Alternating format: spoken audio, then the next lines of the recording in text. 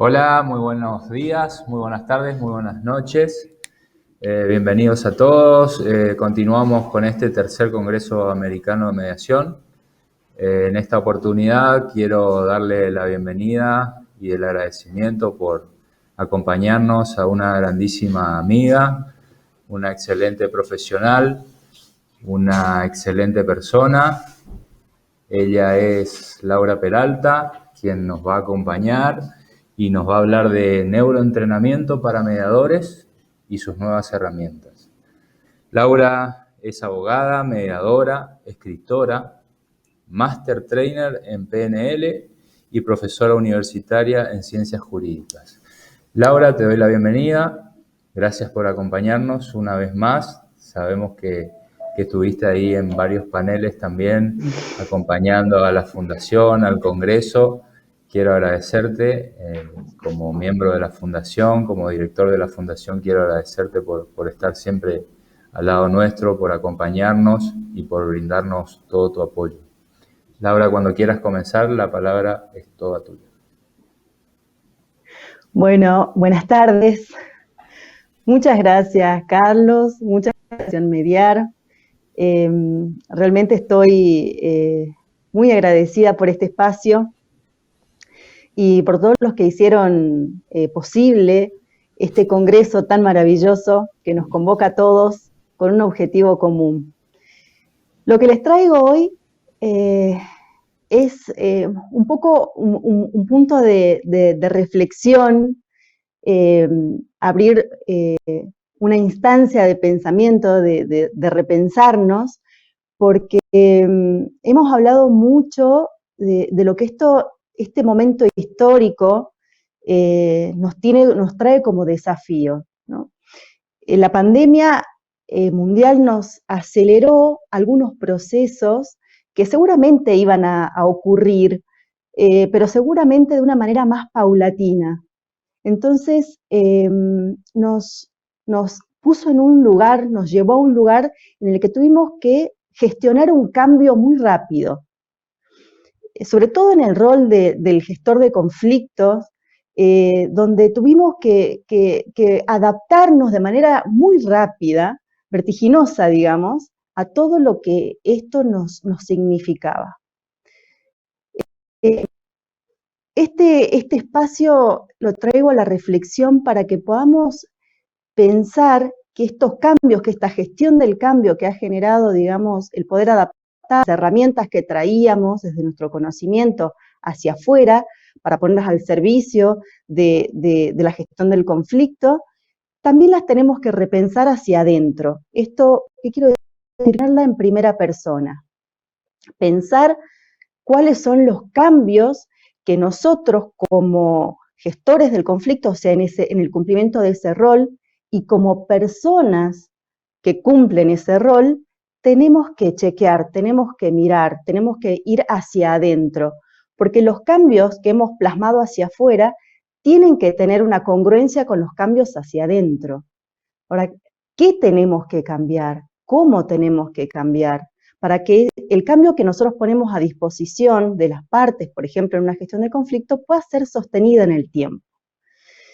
Lo que les traigo hoy es una herramienta para el análisis, que es esta pirámide que seguramente están viendo en pantalla en este momento, que se llaman niveles lógicos del cambio, de Robert Dilts, que es simplemente para graficar en diferentes niveles cuál es el cambio que tendríamos que repensar, ¿no? Y hablo siempre, acuérdense, de este cambio en primera persona, este cambio de la persona que somos cumpliendo ese rol de gestor de conflictos.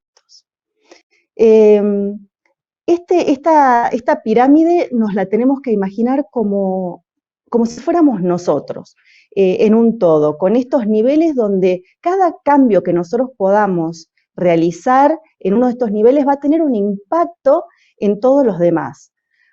Los cambios más sencillos se producen en la base, en los niveles más bajos, y cuanto más profundo sea el cambio que realicemos, o sea, en los niveles superiores, el impacto es muy fuerte en los niveles inferiores. Esto es, si nosotros, si vamos a analizar esta pirámide, estos niveles, vamos a ver que en la base tenemos el ambiente o el contexto, ¿no? El ambiente o el contexto en el que nos desarrollamos, en el que nos desenvolvemos, ya vamos a ahondar un poco en cada uno de estos niveles. Esto ya desde el vamos, solamente vamos a adelantar que este contexto, este ambiente donde nos desarrollamos, donde realizamos nuestra tarea, desde el vamos se modificó. Hace 2 años teníamos este congreso de manera presencial, donde nos podíamos ver muy cercanamente, nos podíamos dar un abrazo, nos podíamos saludar y conversar, y estar todos juntos, compartir un café, y 2 años después estamos en este congreso de manera virtual. Ya la virtualidad y la presencialidad hace que nuestro contexto, nuestro ambiente se modifique. Mucho se dijo en este congreso respecto a la virtualidad y la presencialidad. Ya lo vamos a analizar un poquito, pero no vamos a entrar en este detalle primero. Luego tenemos el segundo nivel, que es el nivel de los comportamientos, nuestras conductas, ¿no? Vamos a chequear qué pasa con nuestras conductas en este marco también. Si lo que tenemos que modificar está en este nivel o no, si tiene incidencia o no tiene incidencia, lo que podamos cambiar. Luego nos vamos a un nivel superior, que son las capacidades, competencias. Las capacidades y las competencias que debemos tener como mediadores, como gestores de conflictos en este contexto, en este momento histórico. Estas capacidades, y les dejo la pregunta, después lo analizamos. Estas capacidades, estas competencias, ¿son las mismas que teníamos hace un tiempo atrás, hace 1 año, 2 años? ¿O requiere una mirada distinta? ¿O requiere alguna otra cosa nueva? ¿Tenemos que modificar algo en estas competencias, en estas capacidades? Ya vamos a ahondar ahí. Luego nos vamos a un nivel superior, nos vamos a las creencias, a lo que creemos, a nuestra mirada del mundo, a nuestra mirada del conflicto, a nuestra mirada del rol, a nuestra mirada particular, personal que tenemos sobre nuestro trabajo, sobre lo que hacemos, sobre las partes, a lo que creemos de la mediación, del conflicto, de la gestión del conflicto. Después nos vamos a los valores, que estamos en un nivel superior. Acá lo que resulta importante, nuestra motivación, nuestro para qué. Acá es muy profunda, muy profundo el análisis que tenemos que hacer respecto de esto. Vamos a volver con los niveles después para ir chequeando cada uno. Y por último tenemos la identidad. Esto no es menor, esto está en la cima, digamos que es el nivel más profundo y tiene que ver con quiénes somos como personas que cumplen o que cumplimos ese rol. Si nosotros modificamos algo en estos niveles superiores, la incidencia en los niveles inferiores va a ser de mucho impacto. Entonces, vamos a volver a ver, vamos a ver hacia atrás, si quieren desde alguna manera, y vamos a repensar estos niveles con algunos interrogantes que han surgido en nuestro momento histórico. Si nos vamos al contexto, y ya habíamos adelantado algo, hablamos de la virtualidad, de la presencialidad, pero quiero que hablemos de esta virtualidad o presencialidad. Mucho decíamos respecto de la comunicación cuando hablábamos del lenguaje digital y del lenguaje analógico. Y hablábamos de porcentajes de impacto entre el lenguaje digital y el lenguaje analógico en una conversación normal y habitual. Cuando hablamos del lenguaje analógico, hablamos de nuestro lenguaje corporal, nuestra gestualidad, hablamos de nuestro tono de voz, y cuando hablamos del lenguaje digital, hablábamos de las palabras. Entonces, las palabras que decíamos. Cuando hablamos, y hacíamos un comparativo hace unos años atrás, decíamos que el impacto en una comunicación normal y habitual de la comunicación analógica, esto es el lenguaje corporal y nuestro tono de voz, era de un 93%, contra un 7% que era el lenguaje, se lo llevaba el lenguaje digital, las palabras. Ahora, Si lo pensamos en nuestro contexto, en el contexto en el que nos movemos ahora, en la virtualidad, por ejemplo, ¿qué nos pasa con estos porcentajes? Tenemos acá el primer interrogante. Las palabras, que era ese 7%, ese lenguaje digital, cobran relevancia nuevamente, ¿no? Y así que el lenguaje corporal se lleva al 93% y el lenguaje de las palabras, las cosas que decimos, solo el 7%. Me parece que esto ya no funciona de esta manera. No tengo muchas respuestas, les quiero decir. Tengo muchas preguntas y tal vez las podamos ir contestando con el tiempo, pero sí puedo pensar que cada uno de estos niveles en los que nos tenemos que resignificar y redefinir y repensarnos, tiene una cuestión que era en nuestra zona de confort, lo que sabíamos, lo que estábamos acostumbrados o el camino que teníamos pensado o acostumbrados a recorrer, ya no es el mismo. Entonces, las palabras cobran relevancia, con lo cual también cobra relevancia la asertividad, este lenguaje o este método asertivo para comunicarnos. Y cuando hablo de asertividad, hablo de una comunicación desde el respeto, equilibrada, donde no puedo pararme en ningún extremo. Si hablamos de asertividad, hablamos de un extremo pasivo, y un extremo agresivo, donde el respeto en uno de los extremos, en el extremo agresivo, por ejemplo, es el respeto a lo que yo quiero, cosas como quiero, como se me ocurren, sin pensar en el otro, y en el otro extremo tengo esa comunicación pasiva donde yo me callo y respeto lo que el otro quiere, pero no tengo en consideración lo que yo quiero. Entonces, la asertividad nos propone un equilibrio entre estos dos extremos, donde respeto lo que yo quiero decir, pero también respeto lo que el otro quiere decir. Y cuando hablo de asertividad, no solamente estoy hablando en la comunicación, estoy hablando en nuestra forma de pensar, estoy hablando de nuestra forma de decidir, y necesito chequear permanentemente si en este contexto yo estoy siendo asertivo conmigo mismo y con las partes también. Si nos pasamos al siguiente nivel, hablamos de comportamiento. Y acá estamos en un límite cuando hablamos de contexto y hablamos de comportamiento, tenemos que pensar que captamos la información del mundo a través de los sentidos. Y esos sentidos están disponibles en un contexto de presencialidad de una manera y en un contexto de virtualidad de otra manera. Entonces, esa información que nosotros captamos por los sentidos entra a través de nuestro cerebro y la dotamos de significado. Y ese significado nos lleva a manejarnos, a tener conductas determinadas. Entonces, digamos, ya algunos disertantes han hablado sobre estos temas, entonces no voy a traer a colación lo que ellos decían, pero cuando le damos significado adquirimos ¿qué? Nuestra mirada sobre una situación particular. Esto es la percepción. Y cada uno de nosotros tenemos una percepción distinta. Lo que tenemos que repensar aquí, en nuestro rol, es cuál es nuestra percepción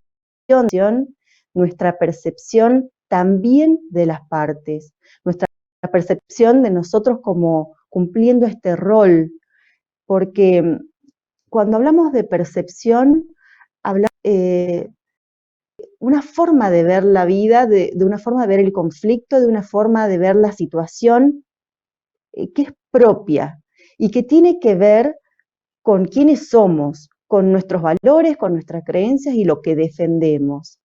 Entonces, considerar que esta percepción que traemos es como si fuera una esfera que no tiene, digamos, posibilidades de o no tenemos cómo ingresar de manera constructiva si no utilizamos las herramientas adecuadas. Y aquí la herramienta adecuada siguen siendo las palabras, ¿no? Siguen siendo las palabras, la palabra para acercarme al otro. Hablamos de nuevo de asertividad, cómo me acerco al otro desde el respeto y desde la asertividad. Pero esa asertividad y ese respeto y esa percepción la tengo que ir chequeando permanentemente a ver cuál es la mía, ¿no? ¿Cuál es mi percepción de la situación? Y chequear si esa percepción es asertiva o no, si esa percepción es flexible o no, y qué voy a hacer con esta percepción de lo que está pasando. Digo, este espacio para que nos repensemos tiene que ver con la responsabilidad que significa para nosotros como personas en un rol de gestor de un conflicto, repensarnos permanentemente, ¿no? Y cuando hablamos de conductas, como estábamos en el segundo nivel, cuando hablamos de conducta, hablamos de esto que ya lo trajo en su disertación Ana Margarita Araujo, cuando habló de neuronas espejo. Este descubrimiento de las neuronas que nos sirve mucho en nuestro rol y que, explicado de una manera muy sencilla, porque ya ella lo desarrolló de manera excelente, es en cuenta que nosotros podemos condicionar nuestro contexto. ¿Qué significa? Nuestra emocionalidad, de alguna forma, es receptada por las neuronas de las personas que están dentro de ese mismo contexto. Esto sería como que podemos contar de alguna manera nuestra emocionalidad. Esto que parece algo simple es muy relevante. ¿Por qué? Porque si nosotros tenemos una emocionalidad particular, esto es, estamos enojados, estamos tristes, estamos frustrados, nos sentimos de alguna manera en particular, esa emocionalidad, en función de estas neuronas espejos, se va contagiando. Entonces condicionamos con esa emocionalidad al contexto, a las personas que están con nosotros, a las partes, ¿sí? Aquí es muy importante repensarnos y chequearnos cómo estamos en ese momento, cuando vamos a acompañar a un proceso, cuando vamos a acompañar o vamos a colaborar en la gestión de un conflicto. Estamos muy pendientes de lo que las partes, cómo están transitando esta emocionalidad a las partes. Pero no nos podemos olvidar en ningún momento de cómo estamos nosotros transitando esa emocionalidad, ¿sí? Porque podemos condicionar de manera constructiva o no ese contexto. Fíjense la responsabilidad que esto implica en nuestro rol, ¿no? O sea, ser conscientes de que esto funciona de esta manera, para que podamos, si en algún momento, cuando estamos chequeando que esa emocionalidad no es la adecuada para acompañar en el proceso, podamos gestionarla, podamos autogestionarnos. Y acuérdense también que estas neuronas espejos son la base de la empatía, que aquí también es simplemente hacer una aclaración muy, muy pequeña y por ahí traer, para que sea gráficamente más claro, el concepto de Daniel Goleman y pensar en la empatía con sus tres aspectos: la empatía como empatía afectiva, la empatía cognitiva y la preocupación empática. La empatía afectiva, en esto que sentimos de la misma manera o puedo sentir parecido a lo que vos sentís. La empatía cognitiva, que es esta empatía, comprendo lo que te está pasando, lo que atravesando, pero lo comprendo desde aquí. Y la preocupación empática es este aspecto de la empatía donde yo puedo captar, puedo comprender que estás necesitando ayuda y puedo ofrecértela aunque no me la pidas. Entonces, también esto es importante tenerlo en cuenta para ver cuál es el aspecto de la empatía que necesitamos en un momento particular, o cuál es el que estamos utilizando, ¿sí? Bien, pasemos al siguiente nivel. El siguiente nivel me genera muchas preguntas, muchos planteos, muchos interrogantes. Y es que, ¿cuáles son las competencias, las capacidades que un mediador o un gestor de conflicto necesita en este momento histórico? ¿Nos alcanza la formación que traemos desde hace algunos años? ¿Es suficiente? Ya desde ahí me parece que el conocimiento de la parte técnica del proceso de la mediación o de la resolución del conflicto es puesto, pero a esto ya desde el vamos tenemos que agregarle el conocimiento de la tecnología, porque la tecnología es la que ahora nos está acercando, la tecnología es la que nos permite llegar al otro. Entonces, no solamente tenemos que tener este conocimiento técnico del proceso, sino también agregarle a ese conocimiento técnico del proceso la tecnología y todo lo que sea necesario para que nos podamos acercar a las partes o al otro. Eso desde el vamos, en principio. Otro aspecto que me pareció muy interesante y cómo lo abordó el maestro Javier Scioli cuando habló sobre el arte de preguntar. Si en la formación tenemos este entrenamiento de la pregunta, me encanta pensar en la pregunta como una llave. La pregunta es esta palabra en movimiento, la palabra de manera dinámica, esta llave que me permite acceder a la información o acceder a la otra persona. ¿Cómo preguntar?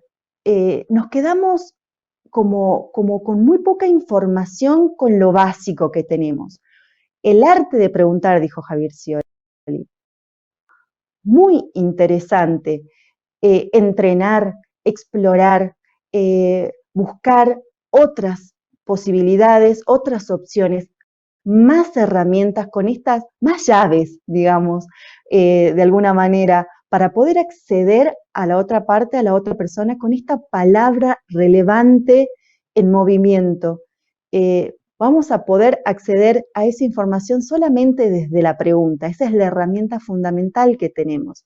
Ahora, tenemos que pensarnos y repensarnos y resignificar cómo estamos preguntando. No podemos tener una cajita de herramientas pequeña con un manojo de llaves chiquitito, sino que tendríamos que tener muchísimas llaves, muchísimas, tantas llaves como personas hay en el mundo. Entonces, a trabajar en esto y animarnos a buscar alternativas, a buscar palabras, como decía Javier, a entrenarlas y avanzar sobre esto, que realmente es nuestra llave maestra. Eso por otra parte.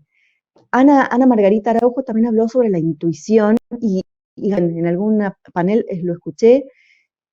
La intuición es algo que tenemos que desarrollar. Antes la teníamos un poco callada a nuestra intuición, decíamos, ¿la sigo o no la sigo? Bien, el desafío que tenemos ahora es desarrollar nuestra intuición, entrenarla, la necesitamos, es imprescindible, nos permite tomar decisiones de manera rápida, nos permite avanzar y si vamos entrenando en esta intuición, vamos a poder confiar más en ella y yo entiendo y creo que en este momento necesitamos apoyarnos no solamente en nuestro esquema de pensamiento analítico que nos lleva un tiempo determinado, sino que a veces tenemos que tomar decisiones rápidas y avanzar y para eso necesitamos entrenar nuestra intuición. Ya no es algo que parecía que no se sabía si era cierto o no era cierto, o no había mucha información. Las neurociencias ya han determinado que esto existe, que es real y que se puede entrenar. Entonces vamos por ese camino. Y luego también además de todas las habilidades que necesitemos, que no tienen fin porque necesitamos de todas y de cada una, no quiero dejar de mencionar la inteligencia emocional. La inteligencia emocional que requiere este autoconocimiento y esta autogestión en uno de sus aspectos, porque necesitamos conocernos a nosotros, y hablo hacia adentro, porque decimos, bueno, necesitamos la inteligencia emocional también para vincularnos con las personas, también para utilizar la empatía, también para tener habilidades en la comunicación, pero fundamentalmente la necesitamos para conocernos, para saber cuáles son nuestras fortalezas, cuáles son nuestras debilidades, qué tenemos que modificar, qué tenemos que aprender, qué tenemos que desaprender, qué tenemos que dejar a un costado, qué tenemos, parte de qué tenemos que dejar, ¿sí? Entonces, el autoconocimiento nos permite esto. Entonces, y si estamos haciendo un trabajo introspectivo para ver qué tenemos que modificar o qué tenemos que aprender en este desafío de nuestro rol de gestor de conflictos, necesitamos conocernos. Y después de conocernos, necesitamos gestionarnos. Necesitamos autogestionarnos y saber cómo hacerlo. Necesitamos ser conscientes de nuestra emocionalidad, de qué nos afecta, de qué no, de qué pasa si estoy en un momento en el que en medio de una colaboración, en una gestión de un conflicto, me desbordo con mi emocionalidad, no la puedo gestionar, voy a poder comprometer este trabajo. Entonces voy a tener que tener la capacidad de o autogestionarme o correrme de ese lugar o saber que no es el momento adecuado, pero tengo que subirme al balcón también y mirarme para saber, para comprender cómo estoy y para saber qué trabajo tengo que hacer conmigo también. Bien, tenemos un largo trabajo, les quiero decir, ¿no? Si subimos un nivel más, estamos en el nivel de las creencias. Y aquí lo quiero pensar de alguna manera, que me parece interesante. Cuando consideramos que somos expertos y que nuestro trabajo ya lo conocemos, sabemos todo lo que tenemos que hacer, tenemos experiencia en ese trabajo, tenemos el conocimiento. ¿Qué nos pasa con esto? Lo manejamos mucho. Creemos sobre nosotros que somos expertos, por ejemplo, en la gestión de un conflicto. Y es posible que sea así, seguramente así lo es. Pero esto tiene una desventaja. La desventaja es que nos ponemos en un lugar estanco, donde si yo soy experto no necesito aprender, porque ya lo sé. Entonces, acá surge un desafío muy interesante, que es salirnos de este lugar estanco del experto, de la expertise, y ponernos en el lugar de novatos. ¿De novatos para qué? De aprendices. Aprendices de las herramientas que necesitemos, de las competencias que necesitemos, de todo lo que sea necesario aprender. Aprender y ponernos en este lugar de aprendices y de novatos no es sencillo. Porque nos sentimos inseguros, no dominamos todavía la herramienta, entonces estamos en un lugar de vulnerabilidad, no lo haré bien, no lo haré bien, me sirve o no me sirve. Pero si bien esto comienza de alguna manera siempre así, con esta inseguridad que tenemos cuando aprendemos cosas nuevas, salirnos del expertise, abandonar la expertise o la creencia del expertise y ponernos en el lugar del aprendiz, nos permite crecer, nos permite adaptarnos, nos permite gestionarnos y nos permite también divertirnos. disfrutar. Lo nuevo tiene esto que es interesante, que es disfrutable, más allá de la inseguridad. Entonces, creo que el desafío a nuestras creencias es el, el corrernos de un lugar estanco y ponernos en un lugar dinámico de aprendizaje permanente, que creo que es lo que necesitamos en este momento y lo que nuestro momento histórico requiere de manera urgente, porque es urgente. Es urgente la mirada hacia afuera y aprender las herramientas hacia afuera, pero también es urgente que sea hacia adentro. Es urgente hacia adentro. Vamos a ver el siguiente nivel, que son los valores. Acá es nuestro para qué, esta es nuestra motivación.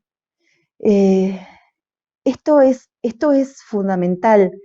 Acá no hay recetas, simplemente hay una pregunta y esa pregunta es muy profunda y nos la tenemos que hacer de manera permanente, cada tanto, porque seguramente la respuesta va a variar, la respuesta va a ser otra.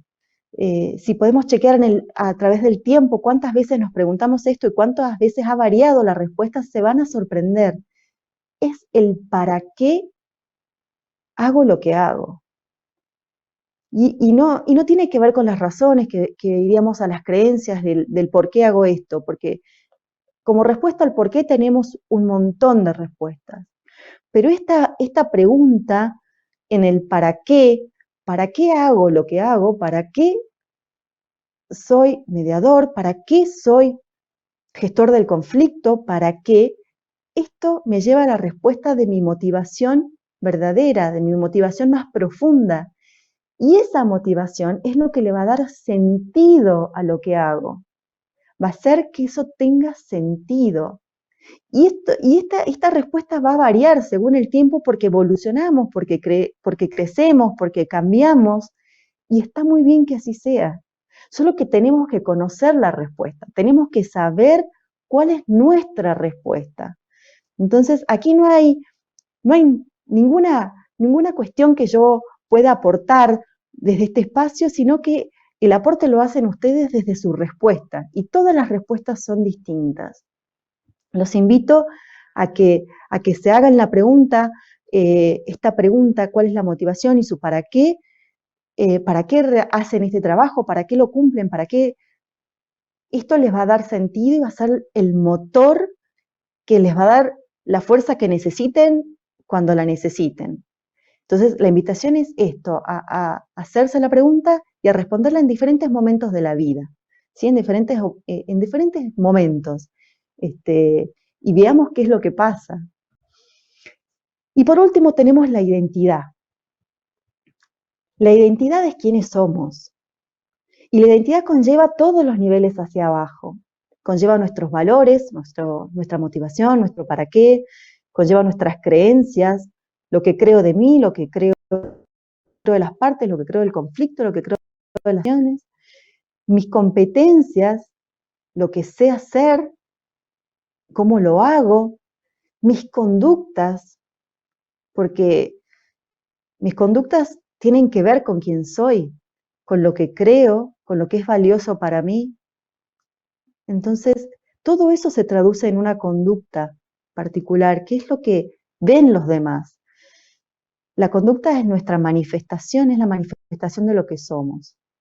Entonces, fíjense, es importante considerar quiénes somos, para qué hacemos lo que hacemos y cuál es la razón de ser, es lo valioso para nosotros, porque desde ahí va a venir la conducta. No podemos impostar conductas pensando de una manera distinta o pensar una cosa y hacer otra, porque eso no va a poder sostenerse en el tiempo y porque nos hace perder también la confiabilidad, nos hace perder la confianza de las partes hacia nosotros y la confianza sobre nosotros en nosotros mismos, en el cumplimiento de ese rol. Entonces, el planteo es muy profundo, es una mirada hacia adentro, no desde la crítica, sino desde la construcción, me gustaría decirle, puntualmente desde la construcción, que nos va a permitir digamos, poder ir avanzando en esto que somos y en lo que queremos hacer, o sea, en quiénes somos y en quiénes queremos ser, en la construcción de nosotros, en este rediseño, que así como las herramientas que necesitamos rediseñar en este proceso y en este momento nuevo, también nos tenemos que rediseñar nosotros. Quiero plantearle desafíos. Quiero plantear desafíos que son, creo, los que nos trae toda esta reflexión, que más que mía va a ser de ustedes, porque se van a llevar tal vez alguna pregunta resonando, y esa es mi idea en su cabeza, y que les pueda servir para hacer esta mirada hacia adentro. ¿Cuáles son los desafíos que tenemos? En principio creo que poder gestionar los cambios, poder gestionar el cambio hacia afuera y poder gestionar el cambio hacia adentro, hacia nosotros. ¿Es fácil? No. No es fácil, nunca cambiar es fácil, pero sí hay un secretito, hay una clave, que es la intención, las ganas de que podamos, de que queremos cambiar, de que queremos mejorar, que queremos avanzar, crecer, ser mejores. Entonces, si eso está, esa motivación está, el camino es más sencillo. Si eso no está, es muy difícil que podamos avanzar en un cambio real, en un cambio genuino. Otro desafío, que ya lo hablamos, es soltar la expertise.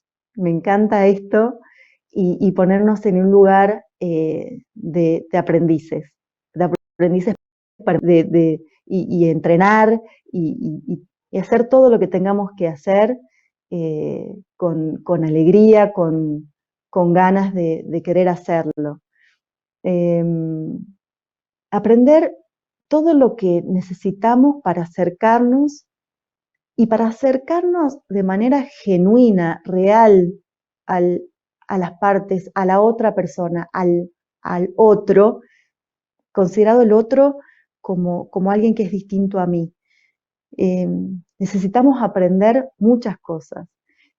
Y no sé si en algún momento vamos a terminar de aprender, vamos a dejar de aprender, porque creo que de eso se trata. No somos las mismas personas que hace 2 años, o hace 5, o hace 10, y no vamos a ser iguales dentro de 5 o de 10 años para adelante. Entonces, ¿y por qué no vamos a ser iguales? Porque vamos a ir aprendiendo, y la experiencia nos va a dar una mirada distinta. Chequear nuestra emocionalidad también es un desafío. Chequear cómo nos estamos sintiendo y cómo estamos condicionando nuestro contexto, como lo decían a Margarita Araujo con las neuronas espejo. Necesitamos ser responsables y ser conscientes de que nuestra emocionalidad se contagia. Entonces, contagiemos desde un lugar adecuado, constructivo, seamos conscientes de que esto no solamente la emocionalidad me afecta a mí y yo estoy enojado y soy yo y no hay nada más, sino que esto afecta al otro y condiciona ese espacio de encuentro. Espero no haberlos cansado mucho. Quiero poner la siguiente diapositiva, así que la voy a poner aquí, porque de alguna manera les traigo, a ver si puedo poner, disculpen esto, creo que no pude. Bueno, ahí está. Les traigo esto a modo de cierre, de conclusión de estas reflexiones. Seguramente no es tan secreta la fórmula, porque la habrán visto en alguna oportunidad, pero a mí me parece muy constructiva de alguna manera, y me gusta pensarlo así. Acá tenemos unas variables, y ahí entre los paréntesis tenemos una C y una E, que están sumadas. Cuando hablamos de la C, hablamos de conocimiento. Hablamos de conocimiento y hablamos que el conocimiento y la E significa experiencia. Conocimiento y experiencia necesitamos para cumplir cualquier rol que estemos por cumplir. El conocimiento y el rol del gestor del conflicto requiere el conocimiento y el entrenamiento, la experiencia para poder dar cumplimiento de manera adecuada, de manera constructiva para las partes. Pero esa A pequeñita que potencia eso que está ahí, ese conocimiento y esa experiencia, esa A significa actitud. Si el conocimiento y la experiencia que nosotros traemos está condicionada con una actitud que no es constructiva, el resultado no va a ser el esperado, ¿sí? Va a decir, ¿por qué no nos está resultando de la manera que esperamos? Es porque hay un condicionante fundamental y es la actitud, ¿sí? Si nos ponemos a pensar en estas neuronas espejo, nos damos cuenta que esa actitud condiciona no solamente mi contexto, condiciona lo que soy, condiciona mi conocimiento y condiciona mi experiencia. Si esa actitud es positiva, nos potencia. Potencia todo lo que conocemos y toda nuestra experiencia. Entonces, el desafío mayor, creo, en este momento histórico, después de estas reflexiones, es que nos potenciemos, que tengamos una actitud constructiva, consciente. Seamos conscientes de que necesitamos de esa actitud para que sea constructiva, para potenciar el poco o el mucho conocimiento que tenemos y la poca o la mucha experiencia que tengamos. Pero de lo que no podemos prescindir es de que esa actitud sea constructiva y sea consciente. Entonces, este es el llamado a la reflexión en este espacio, y con esto quiero finalizar y decir simplemente que en este proceso de pensarnos, de repensarnos hacia adentro, somos humanos. Nos podemos equivocar y seguramente va a suceder, pero nos tenemos que animar, ese es el desafío, a repensarnos y creo que en algún punto esto nos lleva a la congruencia con nuestras conductas hacia los demás. Y este congreso puntualmente es la manifestación clara de que somos un montón de personas que con similitudes, con diferencias, con miradas distintas, tenemos un mismo objetivo. Ese mismo objetivo, y ese objetivo es construir caminos hacia la paz. Estoy muy feliz de haber podido colaborar en algún punto, haber puesto un granito de arena en esta construcción de estos caminos, porque lo que me deja en claro el Congreso Americano de Mediación es que esa obra ya está en marcha, ya estamos construyendo la paz. Así que quiero agradecerles por este espacio, muchas gracias. No sé si hay... Hola, ahí está Laura, acá volví. Sí, Carlita. No, la verdad que los agradecidos somos nosotros por tenerte con nosotros y por brindarnos estas charlas, estas disertaciones a la cual nos tenés acostumbrados.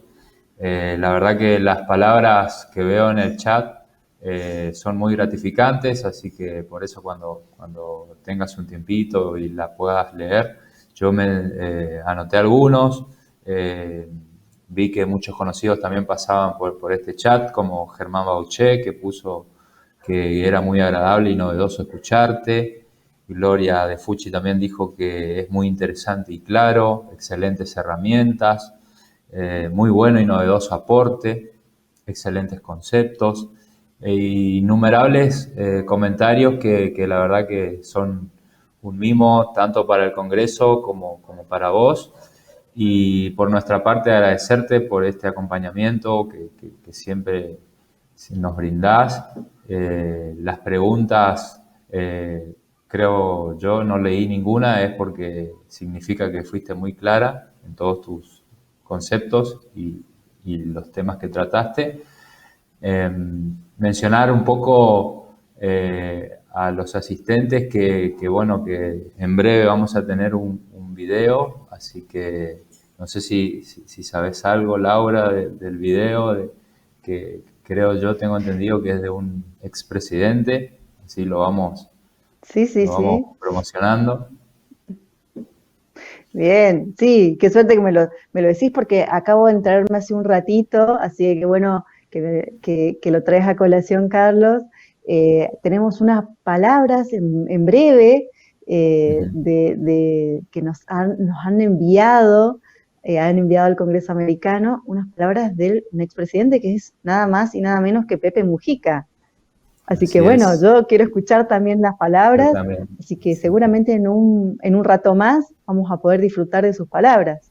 Así es.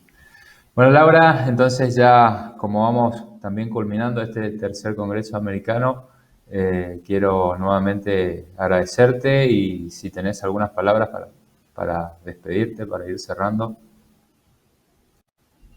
Bien, muchas gracias, Carlos, muchas gracias a la Fundación Mediar, gracias a todos los que han estado del otro lado, a todos los que han participado en los paneles, a los que han participado con los chats. Realmente creo que estamos en obras, diría, construyendo caminos para la paz. Esto es un desafío enorme, pero creo que estamos en marcha. El objetivo está claro, desde todos los lugares y desde todas las miradas, con todas las diferencias y con todo lo que traemos, vamos caminando hacia el mismo lugar, que es la construcción de la paz. Nada más y nada menos que eso.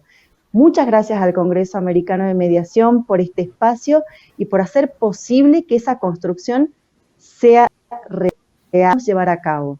Así que muy agradecida a vos, Carlos, y a todos, y muy feliz de haber estado esta tarde con ustedes. Muy bien, muchas gracias.